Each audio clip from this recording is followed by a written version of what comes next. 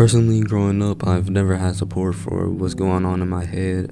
One thing my brother said to me was that I was too young to be depressed, and it was just completely wrong. Me, if I'm stressing or anxious about something, it means I care. If you are doing anything important and you're not stressing or a little nervous or anxious about it, it's probably not that important. But yeah, it can be the thing that motivates you to get up and go do that. Like, oh, I really do got this paper. It's like 50% of my grade. Let me just hurry up and knock this out.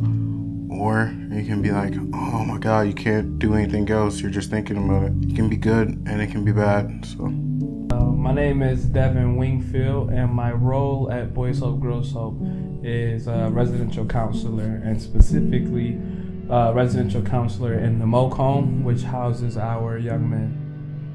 As an RC, a way that I often see scholars cope with stress, it differs from scholar to scholar. What I always tell people is that every scholar is not the same, just like every person is not the same. And so there are scholars who will listen to music when they, if they're having a great day or if they're having a tough day. They may listen to music to sort of help cope or influence that emotion that they're having. But one of the most relatable methods I've seen scholars use to cope is really just separating themselves from everybody else and taking some time to be in isolation and really figure out what things they are thinking about and feeling. Somebody who is dealing with anxiety or depression is to, if possible, look for support from other people. Look for support from your family. Look for support from your friends. Look for support from if you need the people you are around, whether it's in a classroom, whether it's at work, whether it's at a club or organization that you're a part of. There are a lot of things that in my life that I've encountered that made me feel anxious or have really brought a lot of stress into my life. And when I realized that I wasn't dealing with it alone, and I had a community of people who understood what I was going through and were willing to help me get through it, that's when things started getting easier. And when I realized that I was able to understand why I was dealing with anxiety and depression in certain moments. Something that I struggle with to this day is believing that I'm good enough. Believing that I'm good enough to accomplish the certain things that I want to accomplish in my long-term life and in my day-to-day life. And that ties in very closely to my anxiety as well.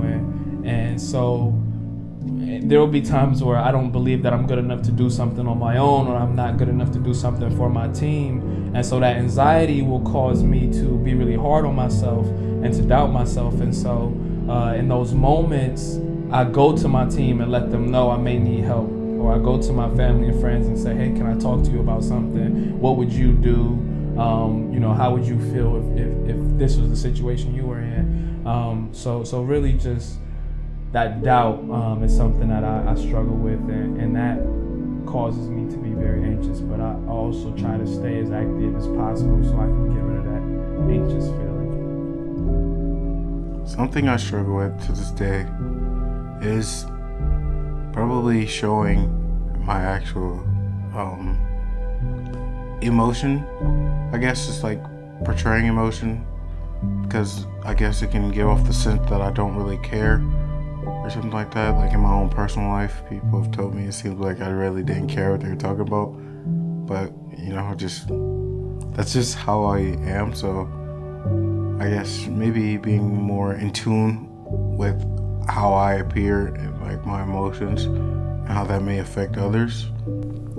Everyone goes through something at some point in their lives, rather it be stress, anxiety, depression. Most people don't show signs of it, or most people don't understand or know how to cope with it. It's important. Mental health is very important and significant to a person's life, and how we deal with things day to day, and this isn't made more aware in society. Many times growing up, I've heard that you shouldn't cry, you should toughen it out, but I believe this shouldn't apply to mental health. There should be more support, and more people should be educated on the topic, so people don't make the wrong decisions and abuse substances, just as drugs and alcohol, just so they can be happy.